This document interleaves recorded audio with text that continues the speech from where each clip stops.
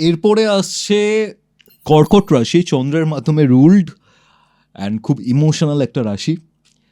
কর্কট রাশির 2026 সাল কেমন যেতে চলেছে?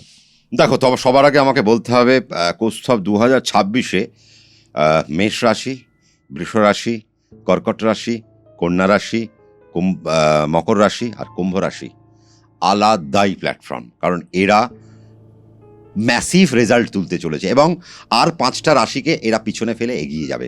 কেন? তার কারণ হচ্ছে, দেখো, এতদিন কর্কট রাশি কেঁদেছে, শনি অষ্টমে অষ্টমে অষ্টমে, আর পারছি না কুম্ভ রাশিতে। এখন শনি কোথায়? তোমার সপ্তমপতি অষ্টমপতি ভাগ্যের স্থানে চলে গেছে। সেখান থেকে সে কোথায় দৃষ্টি দিচ্ছে? 3 নম্বরে দৃষ্টি দিচ্ছে। বেশ। এবং শনি সেখান থেকে কোথায় দৃষ্টি দিচ্ছে? কর্কট রাশির একাদশে দৃষ্টি দিচ্ছে। শনি তো বৃষ রাশিতে দৃষ্টি দিচ্ছে, তাহলে বৃষ রাশি কর্কট রাশির একাদশ। তাহলে শনি সপ্তমপতি হয়ে সে যখন একাদশে দৃষ্টি দিচ্ছে, তার মানে সে রুটি রোজগারকে ক্রিয়েট করবে, রুটি রোজগারকে তুলবে। শুধু তাই না, রাশির ষষ্ঠ আর রাশির নবম কোথায় থাকছে? প্রথমে দ্বাদশে, তারপরে জুনের 5 যেই কানেক্ট করছে তখনই সে কোথায় আসে? রাশিতে চলে আসছে। এসে সে তার জন্য আরও বড় বড় অপরচুনিটি ক্রিয়েট করতে আরম্ভ করছে, বৃহস্পতি, এবং উচ্চস্থ হয়ে যাবে। এবং রাশির ভাগ্যপতি তো সে, এবং ভাগ্যপতি যতই তোমার অষ্টমপতি নবমে থাকুক, রাশিতে বৃহস্পতি আসার পর সে কিন্তু শনির উপর দৃষ্টি দিয়ে ফেলবে। তার মানে ভাগ্যপতি ভাগ্যের জায়গায় দৃষ্টি দিচ্ছে, তার মানে শনি যতই খারাপ করার চেষ্টা করুক না কেন, বৃহস্পতি গিয়ে সেখানে কন্ট্রোল করবে। বছরটাও তো সূর্যের বছর, আর সূর্যর আর বৃহস্পতির তো একটা আলাদাই একটা বনিবনা আছে। তো ন্যাচারালি, আর দেখো, বছরের মধ্যে 2টো চন্দ্র আছে। খালি আমি কর্কট রাশিকে একটাই কথা বলবো, কর্কট রাশি ভাবুক রাশি। কর্কট রাশির মধ্যে একটা কি আছে যে তারা ইন্ট্রোভার্ট, তারা না বলতে চায় না, দুঃখটা এক সমুদ্র দুঃখ বুকের মধ্যে চেপে রাখে। তা আমি বলবো, বাবা, এবার এই দুঃখ চেপে রাখার জায়গা ছেড়ে দাও, এবার দুঃখ টুক্ষ হলো, এবার কিছু করো। কেন কিছু করবে? তার কারণ বৃহস্পতি তোমার রাশিতে আসছে, ওয়েলকাম জানাচ্ছে তোমাকে, যে ভাই আমি আসছি, এবার তুমি নড়ে চড়ে বসো, এবার আমি তোমাকে কিছু দেবো। ষষ্ঠ কেন? রোগ, ঋণ, রিপু, জ্বালা।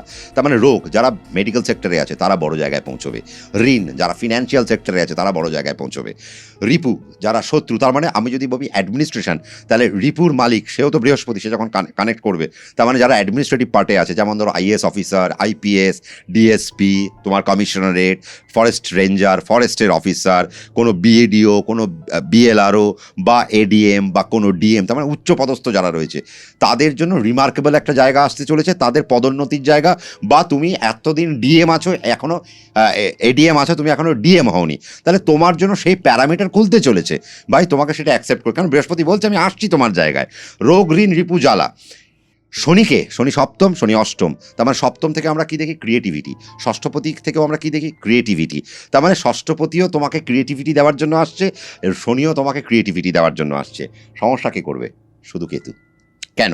কেতু তোমার দ্বিতীয় মননে বসে রয়েছে যে ভাই করোনা না। কেতুর কাজই হচ্ছে তোমাকে সাইকোলজিক্যাল ডিসঅর্ডারের মধ্যে ফেলে দেওয়া। বাট আমি ওই কেতুকে ভুলে যাব। এই কেতুকে তুমি হিল করবে কিভাবে? তাহলে কেতুকে তুমি যদি মেডিটেশনের মধ্যে দিয়ে হিল করো, বা কেতুকে তুমি যদি স্পিরিচুয়াল কাজের মধ্যে দিয়ে হিল করো, তাহলে তোমার জন্য বেটারমেন্ট। কেন? তোমার অষ্টমপতি যে নাকি নিগুড় তত্ত্বের বা যে নাকি তোমার স্পিরিচুয়ালের কারগ্রহ, সে তো শনি, সে তো নবমে বসে রয়েছে, পিতা ধর্ম ভাগ্যে, ভাগ্য সেখানে 3 নম্বরে দৃষ্টি দিচ্ছে। তার মানে আরেকটা ক্রিয়েটিভ জায়গা। 3 থেকে আমরা ক্রিয়েটিভ জোন দেখি। তার মানে কেতু যতই কাজ করুক না কেন, তুমি যদি স্পিরিচুয়াল এন্টিটিতে সারাদিনে একটু জপ করা, সারাদিনে একটু মেডিটেট করা, বা যেভাবে বুদ্ধিস্ট যদি হয়ে থাকে সে তার বুদ্ধিস্টের মতো কাজ করবে, জৈন যদি হয়ে থাকে সে তার পরম্পরা মতো কাজ করবে, হিন্দু যদি হয়ে থাকে হিন্দুর মতো কাজ করবে, মুসলিম যদি হয়ে থাকে সে বারবার গিয়ে নামাজ পড়বে, আজান করবে, যাই করবে না করবে। তার মানে তুমি যদি স্পিরিচুয়াল এন্টিটির মধ্যে দিয়ে থাকো, তো কর্কট রাশির তো ভাই ওয়ার্ল্ড কাপ জিতে যাওয়ার মতো একটা বছরে এসছে। কর্কট রাশি বেসিক্যালি একটা ভালো বছর। কর্কট রাশির সব থেকে ভালো সময় যেটা, যে তার বাবার যত নেগেটিভিটি ছিল কর্কট রাশির, যারা কর্কট রাশির বাবারা যাদের নেগেটিভিটি, সেই নেগেটিভিটি কাটতে আরম্ভ করবে এবার আস্তে আস্তে। শুধু ফাইন্যান্সটাকে আমি বলবো না, তুমি 100 টাকা রোজগার করছো, তো 100 টাকাকে একটা জায়গায় ইনভেস্ট করো না, তাকে 5টা টুকরো করে দাও, 5 20 100, তাহলে 20 টাকা করে তুমি 5টা খাতে ইনভেস্ট করো। যদি এরকমভাবে ইনভেস্ট করতে পারো, তাহলে দেখবে না তোমার টাকাটা ছড়িয়ে ছিটিয়ে একটা বড় জায়গা কানেক্ট করছে। কেন? তার কারণ হচ্ছে কর্কট রাশি, দেখো কর্কট রাশি ভীষণ ল্যাভিশ একটা চন্দ্রের রাশি। তার মানে সে যতই সাপ্রেস হোক না কেন, যতই সমুদ্র ভেতরে চেপে রাখুক না কেন, তার মোটিভ হচ্ছে যে আমি ভালো খাবো, ভালো ঘুরবো, ভালো পড়বো। এটা কিন্তু কর্কট রাশির একটা নীতি। মেয়েদের দেখেছি লিপস্টিক ফিপস্টিক লাগিয়ে সুন্দর পরিপাটি হয়ে সেজে গুজে, এবং কর্কট রাশি দেখবে যার জন্য ফুড হ্যাবিট প্রচণ্ড বেশি, খেতে খুব ভালোবাসে, যার জন্য এরা একটু ফ্লাফি হয়ে যায়। তো আমি বলবো একটু একটু ওয়ার্কআউট করে নিজের শরীরটাকে একটু ঠিক রাখা, কারণ সেখান থেকে যেন কোনো রকম রোগ না আসে। কারণ 2026 কর্কট রাশির জন্য একটা রিমার্কেবল ইয়ার। এইরকম বছর আর পাওয়া যাবে না, এইরকম প্ল্যানেটারি পজিশন তো আর পাওয়া যাবে না। বৃহস্পতি এখন তো আমাদের কর্কট রাশিতে এসে উচ্চস্থ হবে, আবার তো 12 বছর লাগবে তার উচ্চস্থ হতে। তাহলে আমার জন্য এখন ভাই সিট বেল্ট বেঁধে নেওয়া উচিত, বা আমার এখন নড়ে চড়ে বসা উচিত, ভাই এবার আমার কিছু একটা হবে, এবার আমার জীবনে কিছু একটা হবে। বৃহস্পতি ষষ্ঠপতি রাশিতে আসছে, তার মানে মেষ রাশির মতো গভর্নমেন্ট সার্ভিসের জায়গায় কারা কারা এগিয়ে রইল, দেখো কর্কট রাশি এগিয়ে রইল। কারণ 6 থেকে আমরা গভর্নমেন্ট সার্ভিস, প্রাইভেট সার্ভিস, বিদেশ যাত্রা ইত্যাদি ইত্যাদি জায়গা দেখে থাকি। আবার বৃহস্পতি যখন তোমার রাশিতে কানেক্ট করছে, তাহলে যারা ডাক্তার, ইঞ্জিনিয়ার, এদের জন্য ভালো হচ্ছে। যারা ক্রিয়েটিভ, তোমার মতো যারা কন্টেন্ট ক্রিয়েটার, তাদের জন্য বেস্ট পার্ট। তার কারণ রাহু কোথায়? রাহু তো অষ্টমেই বসে রয়েছে, আর অষ্টম মানেই তো ক্রিয়েশন, অষ্টম মানেই তো আমার আলাদা কিছু, যারা হাটকে কিছু করা। তার মানে কর্কট রাশিকে 2026 একটু যারা হাটকে কিছু করতে হবে। সবাই যে স্রোতে যাচ্ছে, আমি সে স্রোতে যাব না, আমি তার থেকে আলাদা কিছু করব, কিছু নতুন ইমপ্লিমেন্টেশন, নতুন কিছু মানুষকে দেখাবো, নতুন কিছু টেস্ট মানুষকে শেখাবো, এবং নিজের মধ্যে সেই টেস্টকে আমি এনহ্যান্স করব। যদি এটা করতে পারে তাহলে ব্যাপক একটা জায়গা। আর আমি বলবো 2026 জুনের থেকে কর্কট রাশিকে প্রচুর প্রচুর ইনভেস্টমেন্ট বাড়ানো উচিত। শুধু তাই না, শেয়ার মার্কেটে কর্কট রাশির একটা অনবদ্য জায়গা আসছে, ব্যাপক একটা জায়গা, সেখানে একটু ইনভেস্টমেন্ট করা উচিত। যারা মাছের ব্যবসা করছে, যারা ট্রান্সপোর্টের ব্যবসা করছে, তাদের জন্য একটা ব্যাপক সময়। কোল্ড ড্রিঙ্কস, যারা কোল্ড ড্রিঙ্কসের ব্যবসা করছে, তাদের জন্য একটা ব্যাপক সময়। এবং কোল্ড ড্রিঙ্কসের ব্যবসাটা কখন আসবে? যখন বৃহস্পতি পার্মানেন্টলি চলে আসবে। যাদের কফি শপ রয়েছে, আইসক্রিম পার্লার রয়েছে, যাদের পেট্রোলিয়াম পাম্প রয়েছে, তাদের জন্য একটা ব্যাপক সময়। আবার দেখো, তোমাকে আরেকটা হিসেব শেখাই, বৃহস্পতি আর রাহু দুজনেই বায়ুতত্ত্বে থাকবে কতক্ষণ? মে মাস পর্যন্ত। তার মানে এখন তো ইভির যুগ। তার মানে কর্কট রাশির জাতক জাতিকারা যারা ভাবছেন আমি এবার ইভির চার্জিং স্টেশন তৈরি করব, তাদের জন্য বেস্ট একটা পার্ট। শনি দশমে বসে রয়েছে, তার মানে মাছ নিয়ে যদি আমি ইম্পোর্ট এক্সপোর্ট করতে পারি, তাও সামুদ্রিক মাছ, সি ফুড নিয়ে, তাহলে তাদের জন্য একটা বেটারমেন্ট আমি দেখতে পাচ্ছি। আর পেট্রোলিয়ামের জায়গা, সেটা একটা ব্যাপক একটা জায়গা আসছে। এবং শুধু তাই না, আমার মনে হয় কর্কট রাশির জাতক এবং জাতিকাদের এই বছর একটু প্ল্যাটিনামে ইনভেস্ট করা উচিত, আর একটু গোল্ডে ইনভেস্ট করা উচিত। কেন? তার কারণ দেখো, আমি একটা কথা বলবো যে 2026 শেষ হতে হতে গোল্ড প্রায় 3-3.5 লাখ ছুঁয়ে যাবে। হ্যাঁ, এটা আমি তোমার চ্যানেলে বলে গেলাম। গোল্ড 3 থেকে 3.5 লাখ টাকা ছুঁয়ে যাবে। এখন মনে হয় 1,31,000 বা 1.5 লাখের মধ্যে চলছে। গোল্ড কিন্তু 3 থেকে 3.5 লাখ ছুঁতে বাধ্য। এবং গোল্ডের বন্ড যদি কর্কট রাশির জাতক জাতিকারা 2026 আফটার মে যদি ইনভেস্ট করতে আরম্ভ করে, তাহলে তারা কিন্তু একটা ব্যাপক জায়গায় থাকবে। শুধু তাই না, যারা স্বর্ণ ব্যবসায়ী রয়েছে, তারা যদি এই 2026 গোল্ড এবং সিলভার দুটোই যদি স্টক করতে আরম্ভ করে, তাহলে তারা একটা রিমার্কেবল জায়গা কিন্তু পেতে চলেছে 2026। এবং তারা 2030 বলবে, হ্যাঁ সম্রাটদা, থ্যাংক ইউ, আপনার জন্য আজকে আমি প্রচুর টাকা লাভ করে রাখলাম। এবং এটা করে রাখা উচিত। মানে ব্যাপারটা হচ্ছে, এখন সোনা 1.5 লাখের কাছাকাছি গেছে, অল টাইম হাইতে সোনা রয়েছে। অল টাইম হাই না, এটা মাল্টিপল হয়ে যাবে। আমি সেটাই ভাবছি, দুগুণ হয়ে যাবে। তুমি বলছো যে 3 লাখ হিট করবে 26 শেষে। ডেফিনেটলি। দেখো, আমি তোমাকে বলি, আমি তোমার চ্যানেলেও বলেছি, বহু চ্যানেলেও বলেছি যে 2025 শেষটা কিন্তু খুব একটা ভালো না, 2026 শুরুটাও কিন্তু খুব একটা ভালো না, ম্যাসিভ প্রকৃতির জন্য। তার কারণ 2026 ভূমিকম্প হলো। আমি সেটাও একটা চ্যানেলে বলে এসেছিলাম যে 17 তারিখের পর থেকে আমরা পিকচার শুরু দেখবো। এখনও তো ট্রেলার দেখলাম, এবার পিকচার দেখবো। 2026 নিয়ে আমরা অনেক মাতামাতি করছি, বাট 2026 ভূমিকম্প আরও বাড়বে, প্লেটলেট বাড়বে, সুনামি হতে পারে, সমুদ্রের জলস্ফীতি, প্রচণ্ড গরম পড়বে, প্রচণ্ড ঠান্ডা পড়বে, প্রচণ্ড বর্ষণ হবে, প্রচুর বন্যা আমরা দেখব।